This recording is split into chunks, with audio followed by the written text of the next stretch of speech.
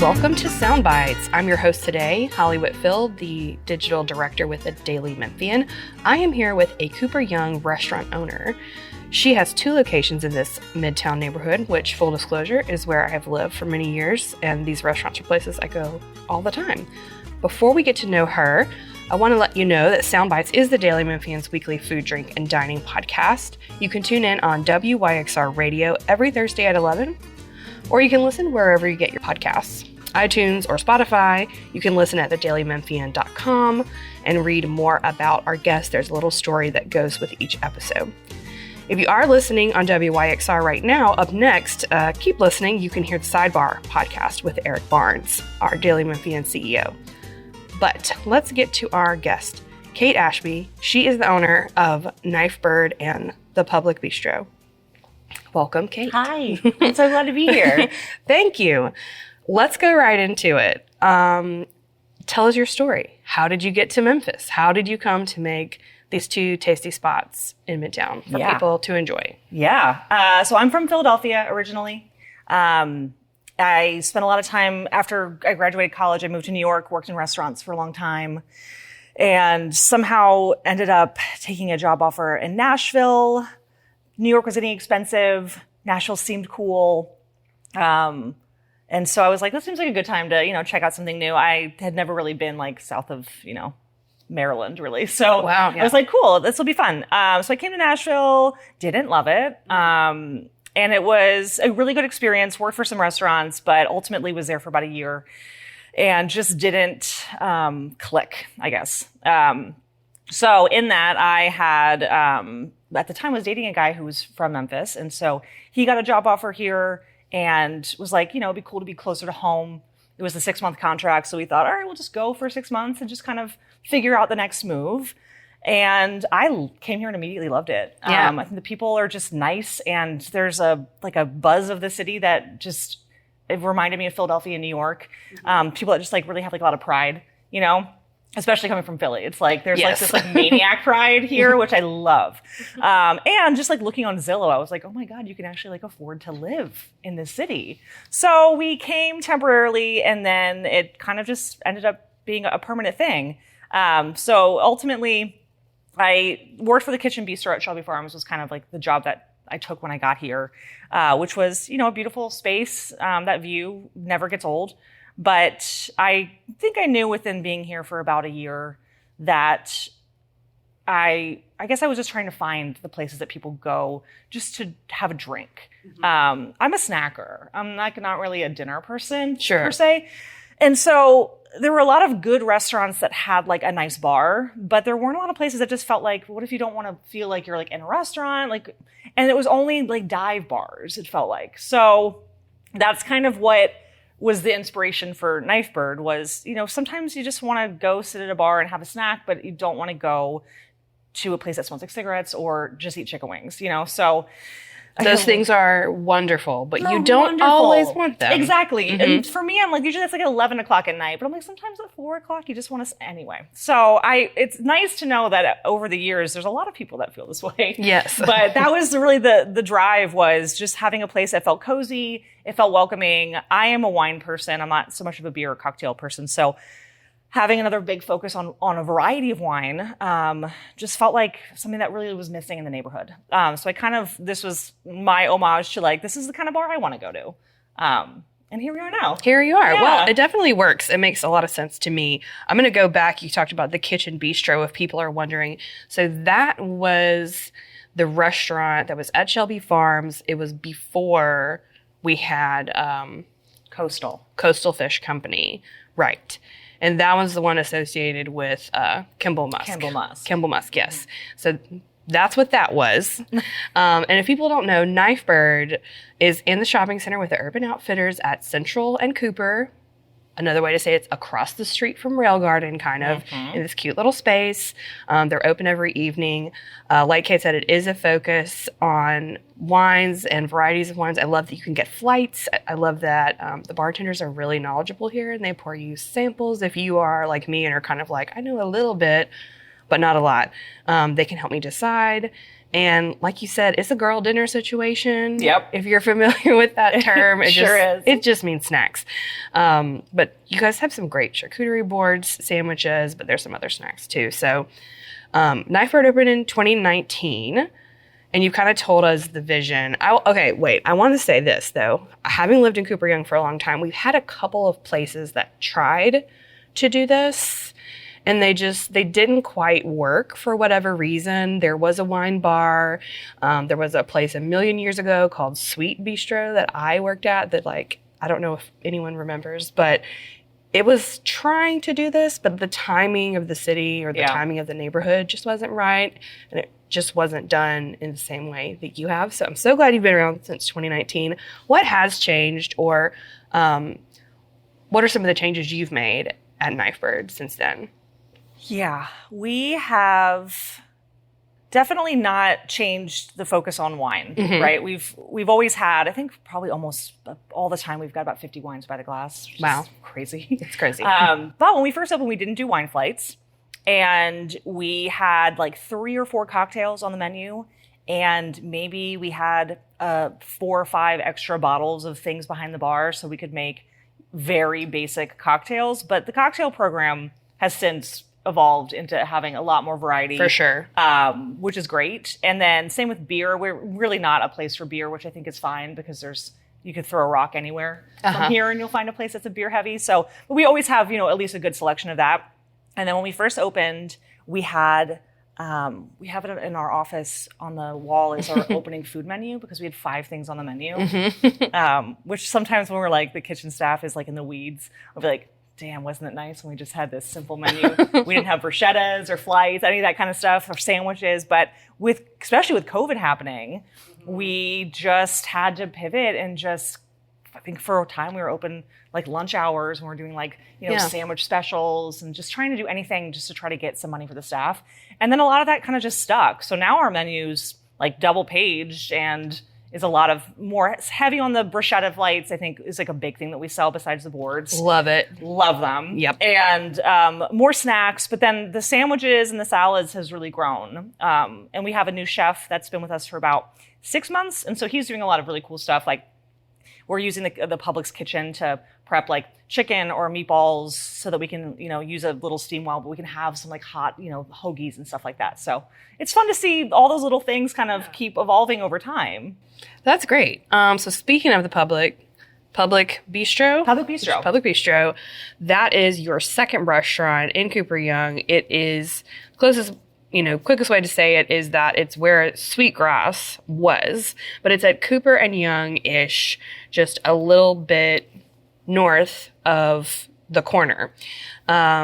It's also open in the evenings, but it has brunch on weekends. Tell me about Public Bistro. How did that come about? And, Sweetgrass, the owner, Ryan Trim, he's got a bunch of different stuff he's working on. He's partnered with the Central Barbecue guys. He's opening a bunch of Sunrises. He just wasn't doing Sweetgrass anymore. So that's that. But tell us the rest of that story and your vision for the spot. Yes. I think, so Knife Bird has a cold kitchen, so we can't do, I didn't really mention that, but our menu is what it is because we have a toaster and a fridge. So we're working with what we've got. And especially during the first few years, there's a lot of people that would come and say, we come here for a drink before we go to dinner, or we come here after dinner, but, we wish that you had more food. We would love to stay here and just have dinner. That's just not an option.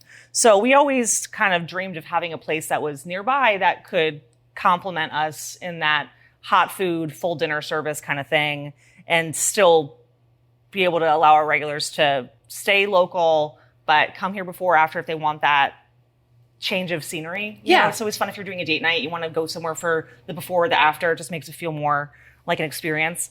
And so that's kind of where it started.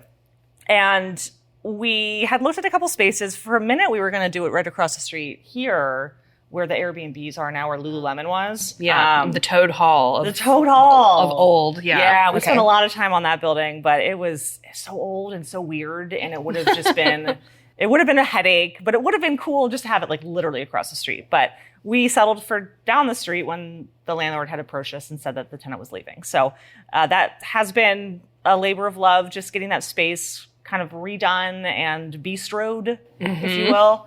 And it's been cool to be able to kind of connect the dots with the two locations.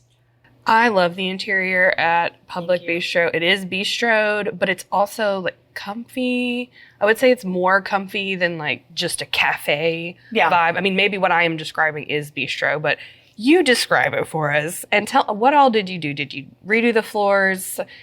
It's still kind of in two spaces, the way that the original Sweetgrass and Sweetgrass next door were, but it's all the same spot. You're not going to one or the other. Exactly. And there were some things that we couldn't really move, like the vestibule that we have. We built it out with like the cool warehouse glass, which I think is like a fun kind of lobby area. But the way that the structure is, that was the old vestibule. We couldn't move that.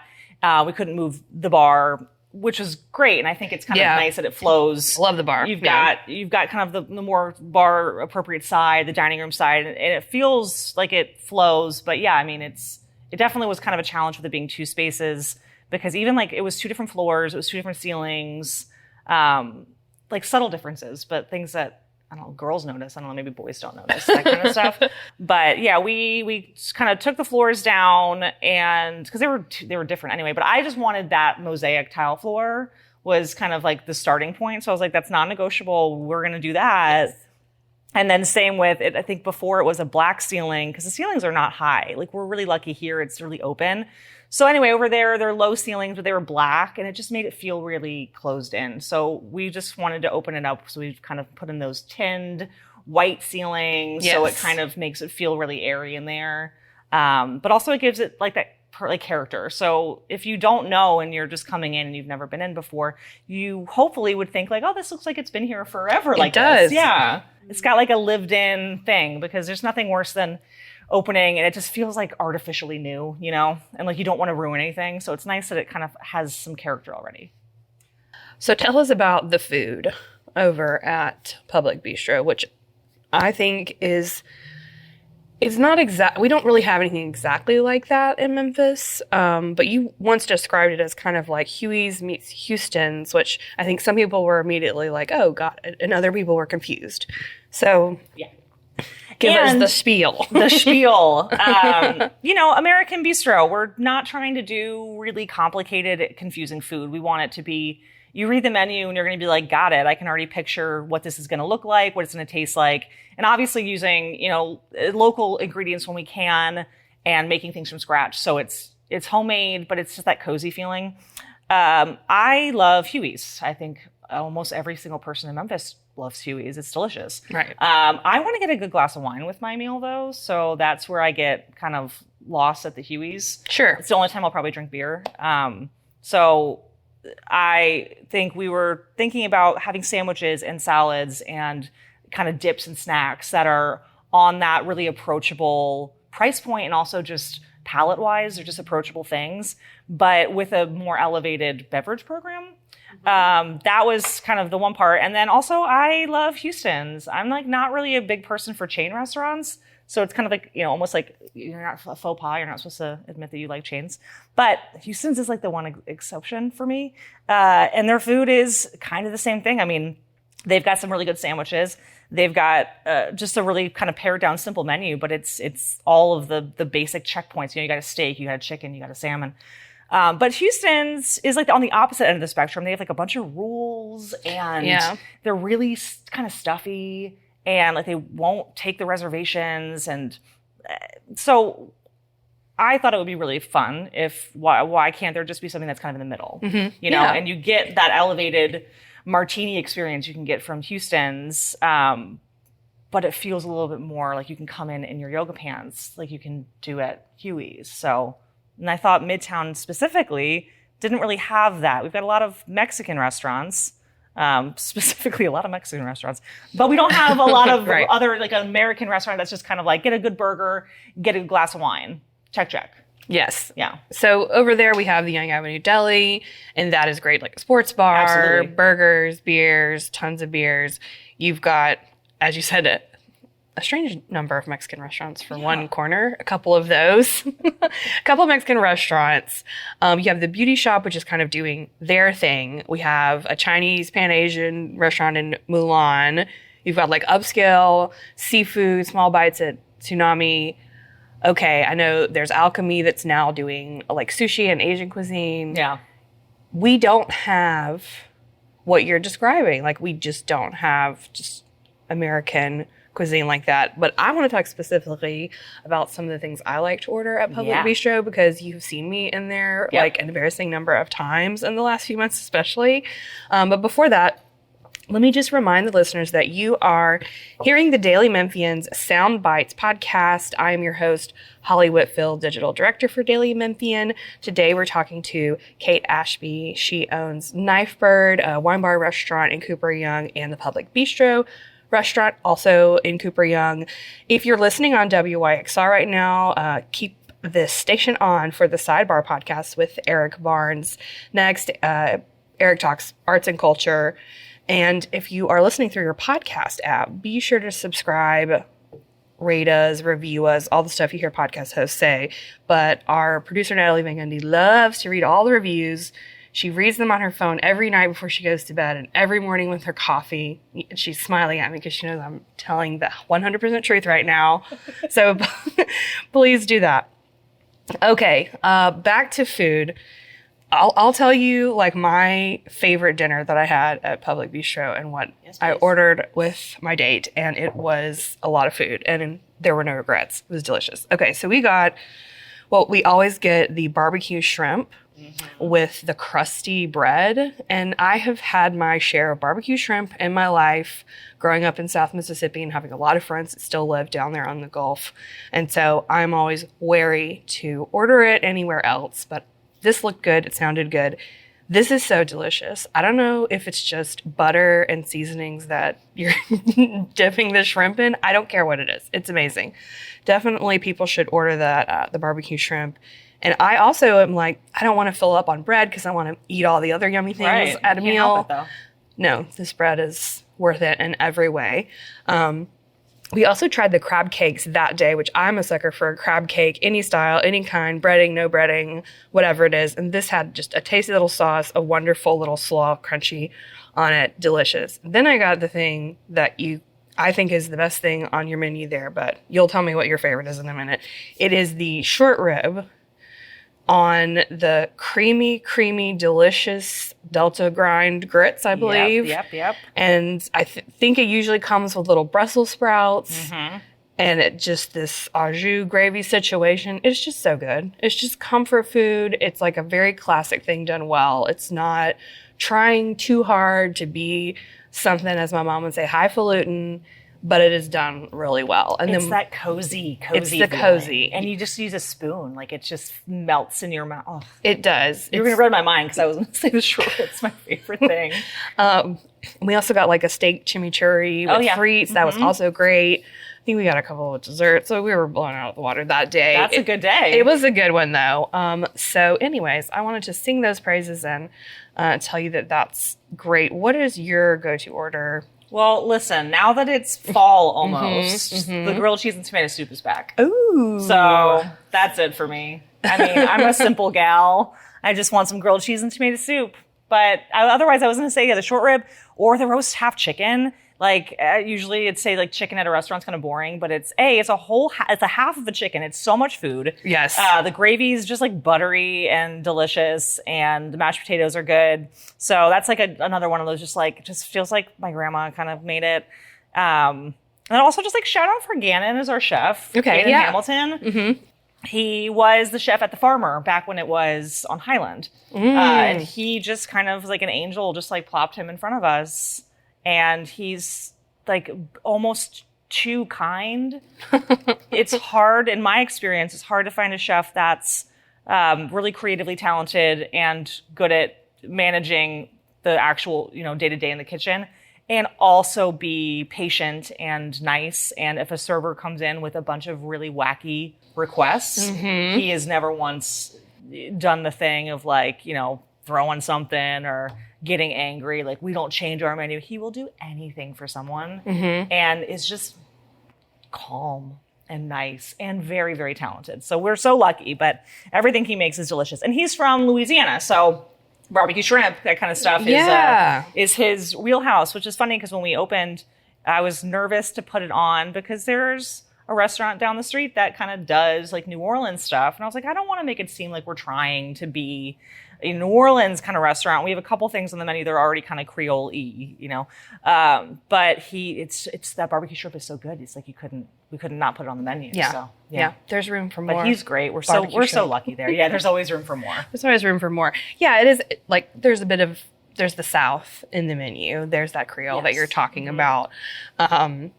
This is definitely a place. We're talking about girl dinner. I hope we're reaching the right audience with this, but this is definitely a place where you can go do the Caesar salad, French fries, and dirty martini meal that is being talked about on the internet right now.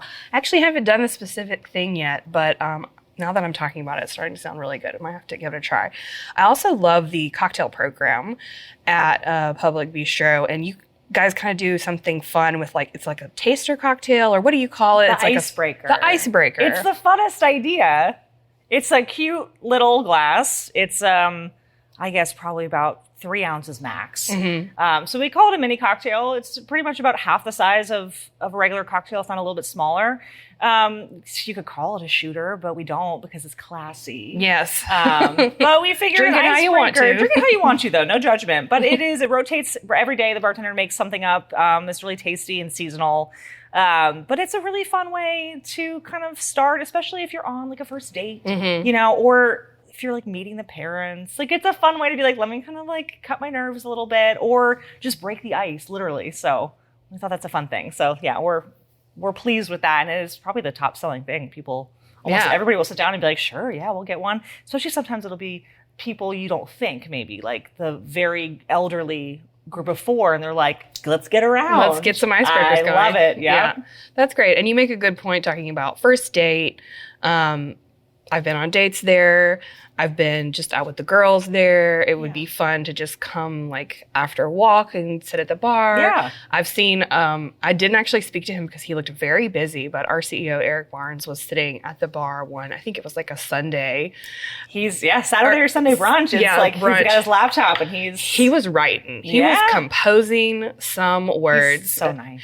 And so I didn't say hey to him. But that same day, your bar staff also made up a michelada, which if you know me, you know I'm really obsessed with a michelada. It's like a clamato tomato. It's kind of like a Bloody Mary, but you make it with beer, and it's just like a really light, kind of lower alcohol thing. And we were describing it to them, and they're like, "Oh yeah, for sure." And they made a really good one. Nice. I mean, I like to doctor mine up with like lime and soy sauce and hot sauce and all that kind of stuff. But like whatever they put in it, they just knew how to do it. Well, what do you wish that people knew about your restaurants that they don't know? Well, it is always amazing. We've been at Knifebird for 5.5 years, but I guess we are really tucked into this little corner. Mm-hmm. So every day someone comes in and is like, I've just never even known this was here. Mm-hmm. So I'd like for them to know that we're here right next to Pavo, right off Central. We do a good happy hour. We're open every day but Sunday, and we do happy hour all day Mondays and Tuesdays. And yeah, we've got a really good wine crew. All of the guys that work here, the people that work here right now, they are super passionate about wine, even more than I think our opening staff. We're lucky to have a few people that are coming from working retail wine, so they've got a good background. And I think at the Public, a lot of people walk by and peek in the window and will come in and be embarrassed that they're not dressed fancy, or they'll comment that it just looks nice, but it's not a fancy place. And it's, the food is casual, the attire is casual, we are just friendly and approachable. So I think it's nice just to remind people that just because it might look like it's kind of like nicer inside, quote unquote, you can come in your sweatpants and you can get a fried chicken sandwich, and there's no rules. So I think it's been probably our only real challenge is people that just feel like, oh, maybe I should reserve this for like a special occasion kind of restaurant. We're trying to be like an everyday come in, whatever you're comfortable in. Yeah. You can choose your own adventure. Yes. Like you can come and do that. You can do both. Exactly. Yeah. I love that. Related. What do you wish people knew about the overall restaurant scene in Memphis? I guess it could be just restaurants in general. You have a lot of experience in other cities in New York and Nashville, but maybe in Memphis. Well, I know it's tough at times to talk about. No, I mean, it's a hard industry. You have to really love it, especially now. And it's easy to say, oh, it's a Memphis problem. There are a lot of restaurants closing, but I've got a lot of friends that work in other markets. There's a lot of restaurants closing everywhere for a variety of factors, but everything is expensive. And I think if you don't work in restaurants, it is kind of hard to wrap your head around why this glass of wine that I can get at Joe's is so much more expensive. It's just the cost of going out, Yeah. And we try so hard as restaurant owners to balance that cost, especially in the last few years. We haven't raised most of our prices almost at all in the last couple of years. It just gets harder and harder to find, especially the house wines, because there's not a lot of stuff out there that's at a certain price point. We're trying our best, I guess, ultimately. And if you love a restaurant, please go visit them because it happens all the time. We're not immune to it. We could be the next ones going. You never know. Right. So if you love a place, go out of your way and try to go a little bit more often. Wherever that place is, the place that you love, because the staff at all restaurants, they're hurting. It's just, you drive by restaurants, they're not quite as busy as they used to be. And who knows why, but it's a weird time, especially exactly right now. It's just an odd time for people. So if you love them, go visit them. Yeah. Well said. Speaking of which, what are some of your favorite restaurants to eat when you are not here in your own kitchens? When I'm physically able to go out, honestly, I love Char and Amerigo. I love Ben Brock. He's a wonderful person. I worked at Char very briefly in between before getting this place up on its feet, and he's just been a huge support, and the food there is really good, and the bar is cozy. Cocktails will go Cameo or Mary's Boat. Those people are just really cool and supportive. Flame ramen. It's almost time. I can't eat ramen in the summer. It just doesn't make sense to my brain. But the other day it was just cold enough. I told my husband, I was like, it's almost time. I don't really go out much. So yeah. Great list. Do you have a favorite meal you cook at home, or at home are you like, I ain't cooking? No, I try to. Honestly, these days I feel like we eat at the restaurant a lot just because we're there almost every day. Or I'm just snacking on bruschettas here. Girl dinner. Girl dinner. No, I usually will put my husband in charge, but it's I like making chili or chicken tacos or something like that. So easy stuff. It's almost chili time, yeah. It is. I do the same. Yeah. That is really all the time that we have today, but thank you so much, Kate, for your time. Yeah, thank you. This has been a really fun conversation. For me, especially just living in the neighborhood and getting your insight, I think our listeners will appreciate on the restaurant industry. You can tune into the Daily Memphian Soundbites on WYXR Radio every Thursday at 11. Listen wherever you get your podcasts. Listen at dailymemphian.com. We have other podcasts about sports, arts, culture, politics in the city. So look for those. Thank you so much again, Kate. Holly. Yeah. Cheers.